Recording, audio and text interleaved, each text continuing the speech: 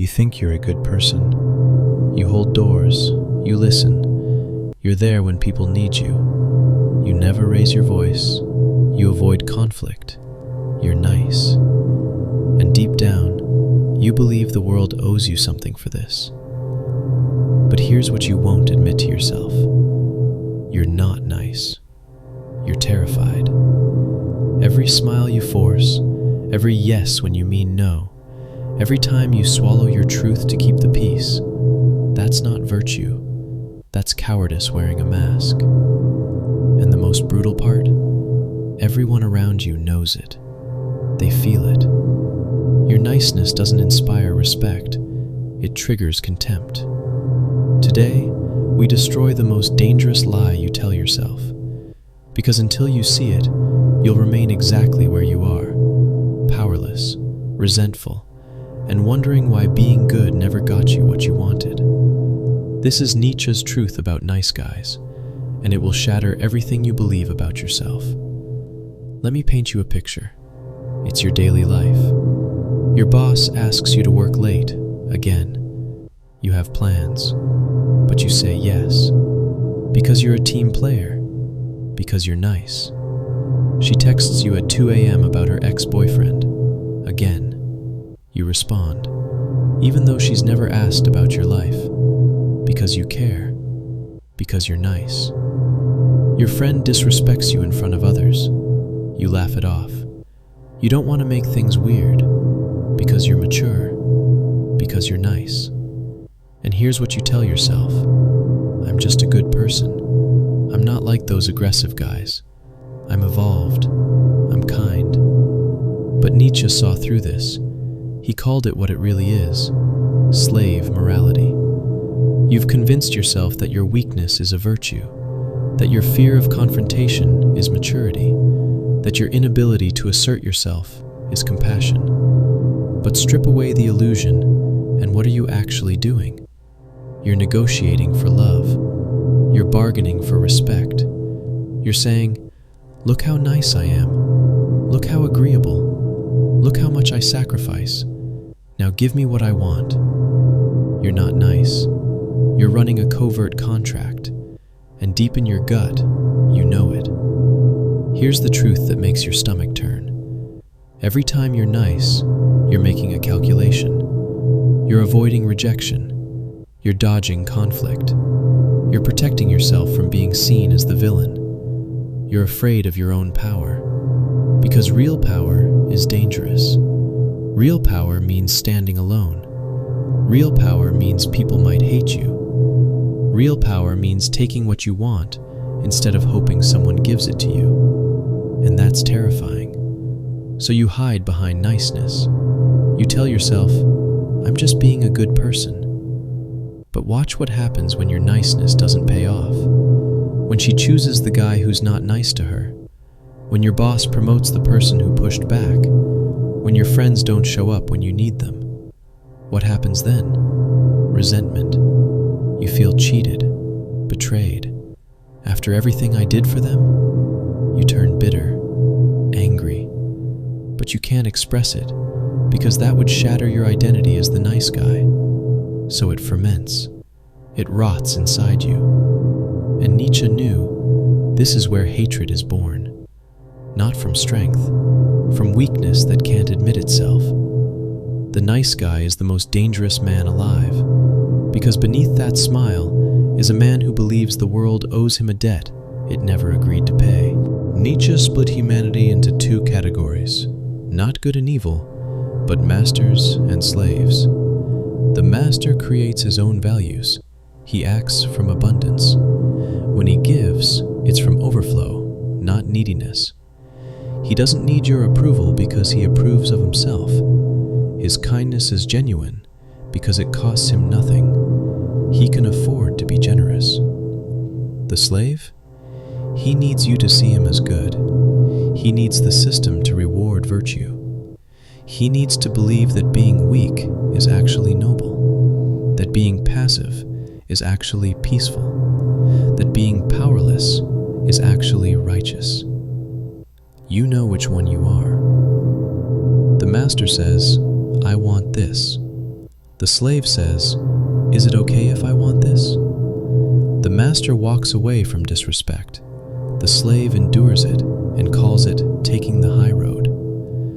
The master has enemies because he stands for something. The slave has no enemies because he stands for nothing. Here's Nietzsche's most brutal insight. The slave doesn't hate the master because the master is evil. The slave hates the master because the master is free. And you've spent your whole life in chains you pretend are virtues. Let's get specific, because this isn't abstract philosophy. This is your life.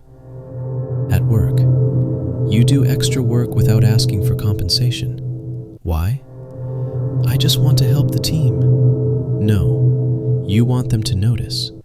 You want them to feel indebted. And when they don't promote you, you feel stabbed in the back. But they just see you as the person who will do anything without demanding value.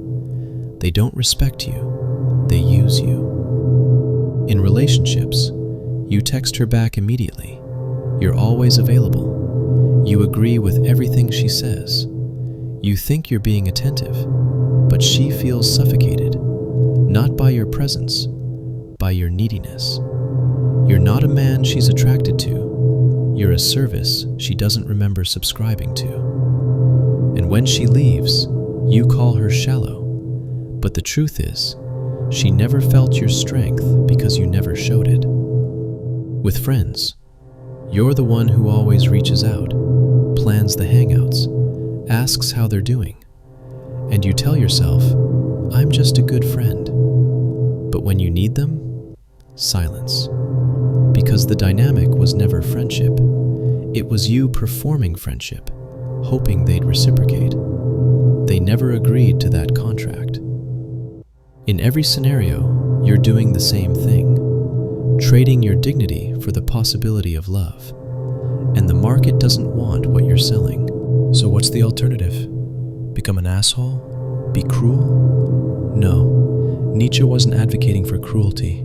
He was advocating for honesty. Real strength doesn't need to prove itself. Real kindness doesn't keep score. Real power doesn't negotiate. Here's what that looks like. You say no, not to be difficult, but because no is your truth. You don't apologize for it, you don't soften it. You respect yourself enough to have boundaries. You want what you want. You stop pretending you don't have desires, ambitions, needs. You stop playing small to make others comfortable. You pursue your will to power unapologetically. You stand alone if necessary. You stop shape-shifting to fit every room. You have principles, opinions, a spine. Some people won't like you. Good, that means you're real.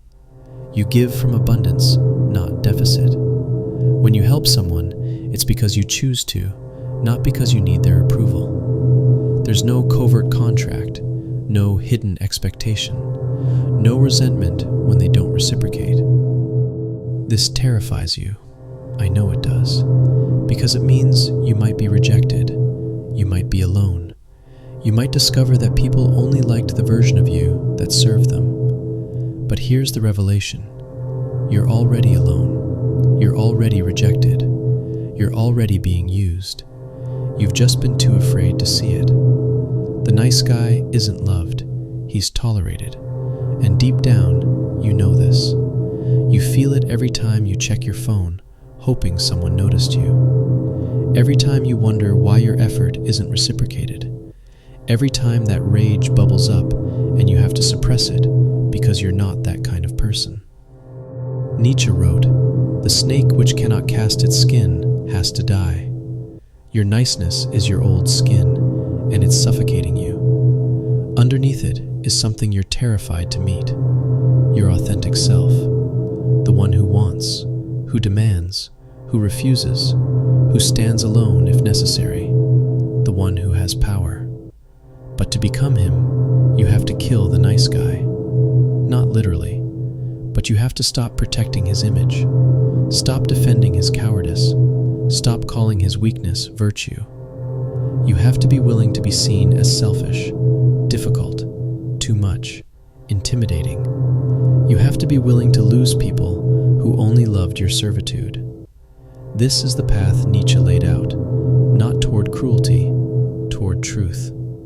And the truth is, you've been powerless because you've been lying to everyone, but mostly to yourself. The world doesn't owe you respect for being nice. Respect is taken, not earned through compliance. Love isn't bought with servitude, it's inspired by strength.